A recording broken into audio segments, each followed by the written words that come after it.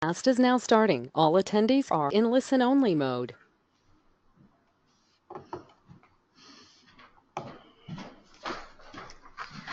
Hello everyone, I'm Pearl Jean Mabe and I'd like to welcome everyone to today's webinar. Webinars are brought to you as a membership benefit of Heritage Ohio. Heritage Ohio's mission is to help people save the places that matter, build community, live better. Today we'll have a presentation on meeting and working with your elected officials. We will be taking questions at the end of the presentation. If you have a question, please type it into the question box at any time. Most issues with the webinar software can be solved if you close the program and restart it with the link that was sent to you. Our presenter today is Todd Kleismit. Todd has served as the Director of Community and Government Relations for the Ohio History Connection since 2005. A native of Dayton, Ohio, Todd has earned a bachelor's degree in journalism from Bowling State University and a master's degree in public administration from Ohio University. He is a veteran of Operation Desert Storm, where he served in the Army as a public affairs specialist. Todd is president of the Board for Leadership Ohio and also serves on the board for the Tom E. Daly Foundation. He and his wife Lisa live in Columbus with their daughter Grace. And I just want to let everybody know that today's slideshow doesn't have a lot of slides. We hope that we're going to have more conversation, more so than just presenting. So it'll be primarily questions. And so if you don't see a lot of slides progressing, there's no error, just not a lot of slides. So with that, I will hand this over to Todd. Good afternoon, everyone. Good to be with you. So I'm going to guess that most of you that are on the webinar here have some of you may have some experience working with legislators, whether that's local, state, or federal, and some of you not so much. So what I wanted to do today is do a bit of an overview and then get a little bit more specific and into some of the details a little bit later in the discussion. So with that, we'll go ahead and get started. And sort of on an overview standpoint, I think the most important thing that any of us can do is to choose to engage. And that is just the most important thing that you can do. I think a lot of people that I speak to are oftentimes very intimidated by the fact of meeting with a state legislator or a member of Congress, whoever it may be. And I got to tell you that, all of the other organizations around the state and issue-driven specialties, they are all engaging with their legislators. So I think it's important that for those of us, whether we're Main Street communities or history organizations, historic preservationists, however we come to this conversation, I think just making that decision to engage is so important. So can't emphasize that enough. And I also want to thank Heritage Ohio for being such a great partner in this endeavor. We started Statehood Day, which we'll talk about here shortly, about 12 or 13 years ago. And Heritage Ohio has been a critically important part of that all along the way here, and they contribute to the effort all the way around. Plus the fact that what Heritage Ohio does week in and week out is just can't say enough. It seems to me when I'm observing that Heritage Ohio must be a large organization with resources because you are all doing so much. So I just want to thank Heritage Ohio at the outset. So local, state, and federal legislators. As I say, some of you may have some experience with this, local, state, or federal. I'm going to primarily talk about state for today's purposes. And so with that, just as a quick overview, many of you know this, but we have in our Ohio General Assembly, we have 99 House members. We have 33 state senators. There are 3 state representatives in each state Senate district. So there's 132 legislators out there, and they all come from varied backgrounds. They may be urban or rural or Republican or Democrat, or they may have served for many years as a county commissioner, or maybe they were a House member and they're now in the Senate. So I think it's important to realize that every state legislator, as well as county commissioners at the local level or members of Congress, they all come with their own distinct background. So I don't think you can easily just say, well, he or she is a Republican or Democrat, therefore they must believe in X. I think it's important to really personalize the legislative engagements that you have, and find a lot of allies so that you don't feel alone if you're new to this. And if you are new to it, make sure to build your own parade, so to speak. I like to talk about that a lot too, because I think that so much of how legislators are looking at issues is there a parade of support behind it? Whether it's 2 or 3 people or 2 or 3,000, I think it's important that you build a network of support, and that's just basic sort of grassroots organizing. So as I mentioned, there's 132 members of the Ohio General Assembly. When you're engaging with legislators, you want to make sure that you know what is in their biography. You want to make sure you see what committees they're serving on, points of relevance, but also points of just personal rapport. If you, for example, so as was mentioned, I have a background in the military, and so when I'm meeting with legislators, if they happen to have a background in the military, we might talk about that at the outset, looking for some way to engage that legislator in a way that's maybe a little bit more personal. But I can usually go in and into their bio and find some point. I'm originally from the Dayton area, for example, and if I'm meeting with the Dayton area legislator, of course, I'm going to make mention of that. But you might look at their bio and see that you attend the same church, or you have kids that are the same age, or any number of other ways that you want to personalize and also kind of put yourself in their place. So if you go in with some background knowledge of what the makeup of their legislative district is, that will also be very important to you. Most legislators want to meet with their constituents. So by all means, you can meet with the chairman of a certain committee or what have you that's not in your district, but by and large, they're going to want to meet with their own legislators. So as for me, with a statewide organization, that's one of the most important organizing principles, is to try to find the right people to attend these meetings, or to make sure that they know that what is happening in their district is a big part of what I'm coming to talk to them about. So telling your story is also a very important part of this. You want to be able to tell your story effectively. Something that always sticks in my mind is something I heard years ago, because we do have a lot of new legislators coming in, so you're constantly, or at least I'm constantly in the role of wanting to get reintroduced for the first time to a legislator who's new. Sometimes they are, coming in for a second tour of duty. That happens quite a bit, or they move from the House to the Senate. But what somebody told me a long time ago is it's analogous to if you're new to the neighborhood, or you have a new neighbor, you don't want to have that first conversation as, hey, can I borrow the lawnmower? I think you want to establish a relationship, get to know that person, because you may need to ask for a favor later. So make sure that that favor isn't the very first time that you're talking to that legislator. As for me, I'm, as was mentioned, I'm at the Ohio History Connection. We have a statewide organization with historic sites all over the state, so I can, usually most of the time find a good way to connect automatically with legislators. And I think it's important to point out, each organization has its own sort of brand. And for the Ohio History Connection, as a registered lobbyist, my value added is not going to be,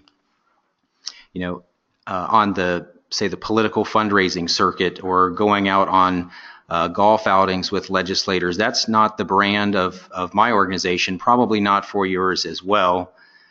So how I look at this is public affairs, So what I'm trying to do is get legislators involved in our work and expose them to the kinds of work that we're doing, and when that, of course, is all over the state. So I would advise, if you're probably already doing this, to just keep reinforcing the good things that you're doing in your communities, whether you're a Main Street manager or you are revitalizing a community through historic preservation tax credits. However you are doing that, keep reinforcing that brand with legislators and keep an eye open for who might be coming into office next. So you want to make sure that you know who the mayors are or the township trustees, county commissioners, etc., because a lot of times they will end up being, they're probably already relevant to you, but they are certainly, when they move to becoming the new state representative there, that would be terrific if you already have a rapport with them and they know your organization. So just as I'm sure you're already doing, invite them to your events, engage with them, make sure that they understand how you are adding value to the community. So that's a lot of how I approach this, is sort of a public affairs approach, and so I'm hoping that makes sense to you. And with that, I'll shift over and talk a little bit more specifically about Statehood Day. So this is an annual event. As I mentioned, Heritage Ohio has been with this coalition that puts this annual event on since we began in 2006.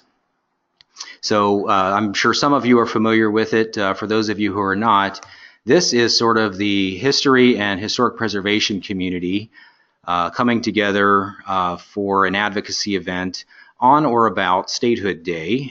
Statehood Day is actually on March 1st, so we try to have the event at the Ohio Statehouse on that date if we can. Typically Tuesdays and Wednesdays are better days to catch legislators, so this year we're hosting the event on February 28th, and it is put on by more than a dozen different statewide history-related organizations, including Heritage Ohio. So what we do on that particular day is we are, and there are typically about 200 to 225, 250 people there. And the idea is to gather together with one voice. We try to build some consensus on a few issues that are important to all of the organizations involved. So this year is no different. We're actually in the process of finalizing some legislative priorities right now.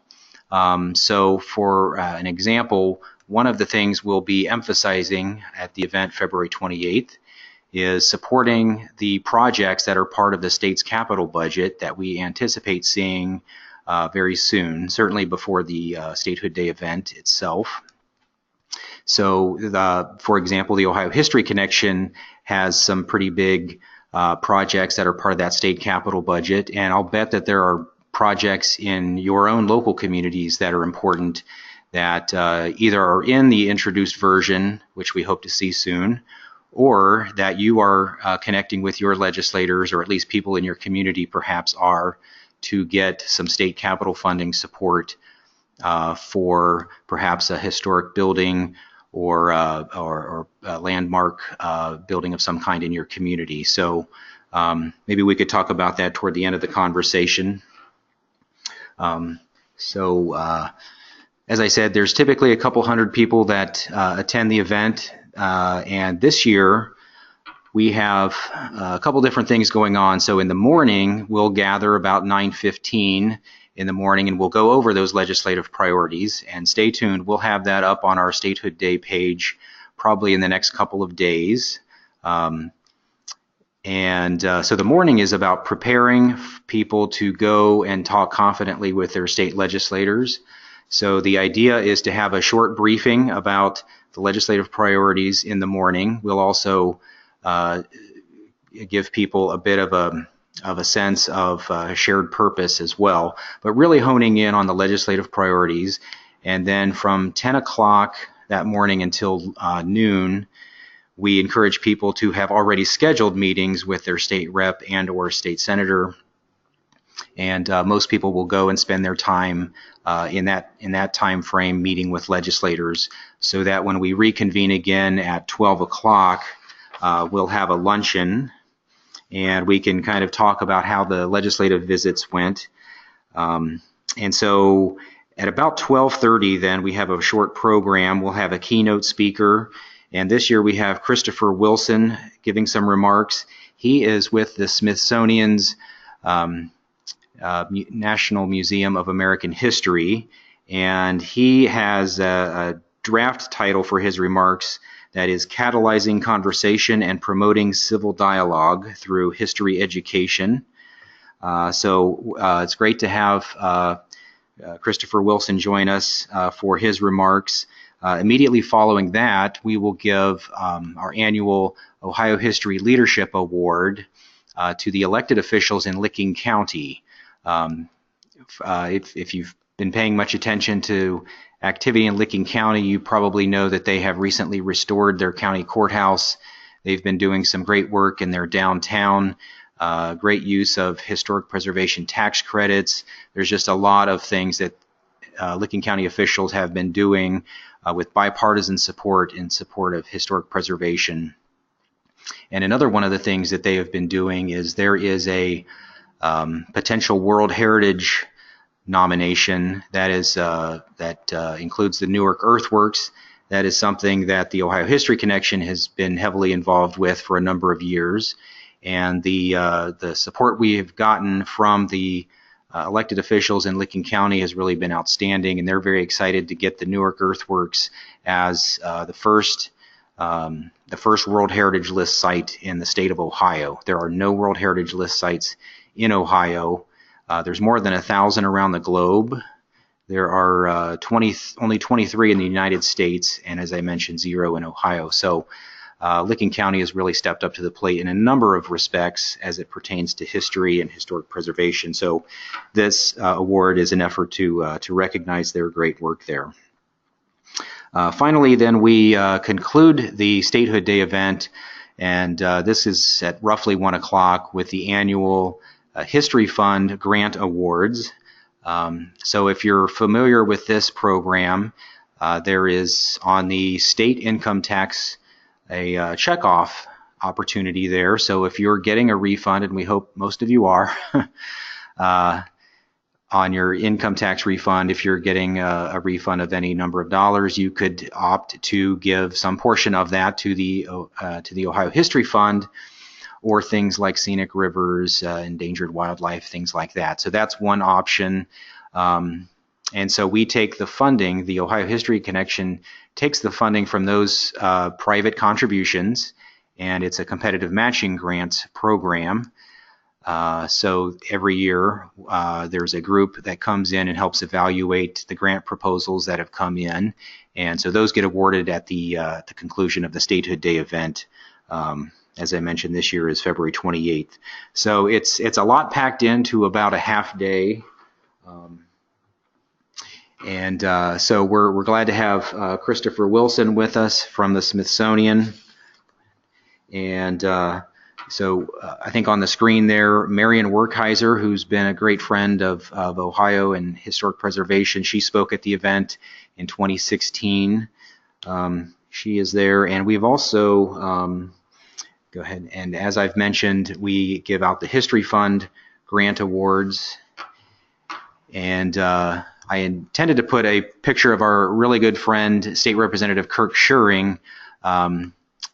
He's a previous recipient of the Ohio History Leadership Award in 2016 for his support in helping save the Ohio History Fund tax checkoff a couple of years ago. So we've got a lot of good friends in the Ohio General Assembly.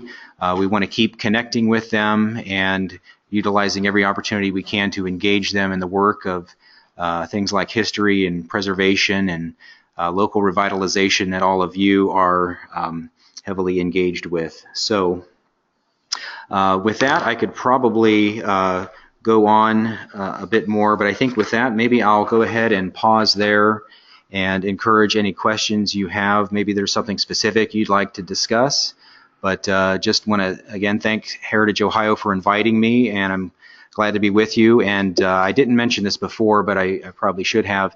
To register for the event, you can go to ohiohistory.org/Statehood Day, and you can register there. It's $40, which mainly covers our lunch costs that day. So hope you can be with us. It's a really important day to speak with one voice, and it's been a really successful event, and it's actually a lot of fun. So this is not about eating your vegetables and doing your duty. This is a fun event, and we have great fun with it, and it's extremely rewarding for me as one of the main organizers for it. So with that, I thank you and be happy to answer any questions. All right. Well, like Todd said, type your questions into the question box at this time. I have a couple already. So Todd, when I call to make an appointment, what should I expect? Who answers the phone? How does that go? Yeah, thanks. That's a perfect question, and something I didn't mention is that when you call and ask for an appointment, it's usually pretty easy to do that if you call with enough advance notice. You'll probably talk to their legislative aide, and in fact, when you meet with them, whether it's February 28 or some other date, you want that state legislative aide to be involved in that meeting. They will be a great resource. They will also help the state legislator keep track of the conversation, perhaps follow up. So a lot of people tend to be kind of disappointed if they end up meeting with the legislative aide instead of the state legislator. And believe me, that's you want to have the involvement of that legislative aide. And so hopefully, in the best of both worlds, you meet with both. But a lot of times it's a great opportunity to engage two people instead of one, and also that aide is going to be real helpful in doing any follow-up. Great. And so when I schedule this appointment, where will I ultimately be meeting with the legislator? Yeah, so the legislative meetings will typically take place there in their office. So if it's a House member, they're across the street from the Statehouse in the Rife Center. If it's a state senator, they are in the Statehouse building, what they sometimes call the Senate Annex. But if you are somewhere outside of the Columbus area, you could very well perhaps schedule a meeting with the state rep or state senator back in the district, perhaps have them come to your downtown office or wherever you may be located. That's also a great way to do it.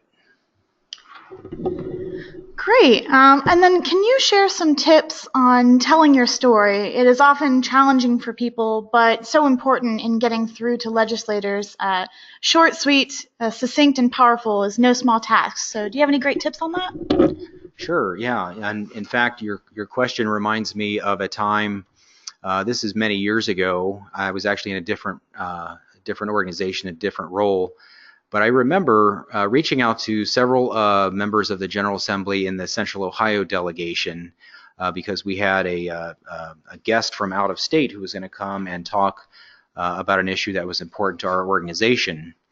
And so we set up the time, and it might have been something like a 2 p.m. meeting at the Rife Center, and we arrived, and one legislator showed up. And I was really pretty mad about that. But I'll tell you what, by the time that meeting concluded, we had yielded huge results because that one-on-one was so important that legislator then went back and took up that issue very strongly. And it was something where I had thought that I had failed, and that legislators, they just don't care, they're not paying attention. And I really was quite pleasantly surprised with the opposite result there. But so that just goes to show that you can sometimes turn what you perceived failures into wins. But I think what you want to do is really personalize any of these legislative engagements to the fullest extent possible, and just look at their background again. Try to put yourself in their place. What is important to them? Because what you're providing the community you're a resource for them. You can probably help even add to, when they get questions from constituents back in the district. What your organization does and provides to the community could perhaps be a great resource for them. With my organization, we are home to things like the state archives, the State Historic Preservation Office.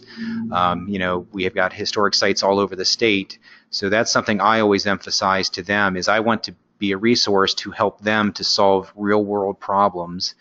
And I think there's a lot of other organizations such as Heritage Ohio that can also be that resource and help them to be successful. And so I think just telling that story, how you are a resource for the community and perhaps to help them be successful, regardless of what party they're in, you just can't emphasize that enough. All right, and then is it better to bring something along to leave behind, or to send it early so that they've had time to review it before you meet with them? And then on materials, how long should they be? Great. Yeah, I think it might always depend on the issues that are involved, but I would say I would probably, unless it's something that takes a lot of sort of, shall we say, heavy lifting ahead of time, that you could set the stage for that by sending something ahead of time. But I think the best way to go about most issues is to bring something like a one-pager. Again, it may vary depending on the nature of the issue, but something that is, I wouldn't bring a 60-page, binder with a lot of complicated information. You want to simplify. Everyone has a hectic work schedule, and especially if you're a state legislator, you're trying to keep on top of thousands of different issues. So as much as you can simplify things, make it relevant and personal, bring someone from the district if you don't happen to live there, and then look for the opportunities to follow up. So I guess I would say to err on the side of having more of a follow-up rather than sending information ahead of time, but that can sometimes be okay too, just depends the nature of the issue. And then just to get back to a few technical details of the day, what exactly are the security protocols at the Statehouse so that people can be prepared for that? Sure, yeah, and that's great that you've asked, because that has changed in just recently. So up until, I think it seems to me that it was about a year or so ago, that security has been increased pretty significantly at the Statehouse and the Rife Center both. So you might want to give yourself an extra maybe 2 minutes if you can, just to be prepared to have your bags checked and things like that. You do need to go through a brief security check. It's not as arduous as the airport typically, but it is something. So if there's a big group of 50 people going in at the same time as you, it may take a little bit longer. But if there's not many people right there, then you can probably get through in a minute or two, probably at the most. Yeah, and they will. You want to make sure to bring your driver's license. I believe that they'll scan that when you go through. So security is definitely in place, and it's a little extra something you want to be prepared for. And then also, just because you're aware that sometimes the parking that's underneath the Statehouse fills up. So where do people park? Yeah, parking is typically not too bad over at the Statehouse. Oftentimes if it's a busy day, the General Assembly is in session typically on a Tuesday, Wednesday, sometimes Thursday morning. So you may get there and find that the Statehouse garage is full. But that is probably option A. Option B, there's a number of other parking options nearby. The Community Commons garage is a good option there. There's some on-street parking and other parking garages nearby. So kind of like with security, you might want to give yourself an extra couple of minutes because the Statehouse garage is often full when the General Assembly is in town. Oh yeah. Yeah, Joyce is reminding me that on the day of the Statehood Day event, February 28th, we are offering the option for those of you who can join us to come to the Ohio History Center a little bit ahead of time, probably between 8:15 and 8:30, and we will be happy to shuttle people to the Statehouse, and that makes it just easier and convenient for everybody. They can get dropped off and go right into the building. And also we'll be sure to get everyone back, of course, to the History Center at the end of the day. We usually conclude the Statehood Day event at about 1:30. There is an optional tour of the Statehouse for those of you who maybe have never taken an official tour, and they're happy to do that. The Capitol Review, Cap Square Review and Advisory Board does a great job, and they're always very accommodating for us, and they're glad to put on those tours, and they're one of our partners for this annual event. And just to clarify, the shuttle from the Ohio History Center, or connection, sorry, is that free, and is parking there also free? Yes, great point. It is free. We have a fairly large parking lot there at 800 East 17th. We're on the 17th Avenue exit on your way downtown if you're coming north of there. So yeah, feel free to utilize that. Just I think there's an option on the Statehood Day registration page to indicate if you're interested in that, and so we'll be sure to make that available to everybody. Great. I just want to emphasize that for people coming in from out of town and you don't want to deal with parking, that is a super easy option to not have to deal with all of that. So also, should you always end with an ask? And then how do you determine what is an appropriate ask? Yeah, well, I don't think that you always have to end with an ask, except other than I would encourage further follow-up. So, you don't, as we were talking before, if you're doing what they sometimes call a meet and greet, so if there's a new state legislator, we will sometimes want to meet with them just to build a relationship, and so we don't always want to have them feel like they're being lobbied for something, but sometimes there is an ask, and it might be a significant one. So I don't know that there's always a right or wrong way, but I want to make sure that if you do meet with your legislator, member of Congress, whoever it may be, that you do have something of substance that you want to add to the conversation, and it might just be that we want you to know more about our organization. We want to invite you to a tour or a special event that's coming up. So there should be a definite purpose, but I don't think you always have to feel like you have a heavy ask to be made. All right, if anybody has any additional questions, please get them in now. I just want to thank Todd for joining us today, and for any future events, you can always find them online at heritageohio.org. And just a few quick details: Statehood Day coming up February 28th. Don't forget to sign up at, what was the link again?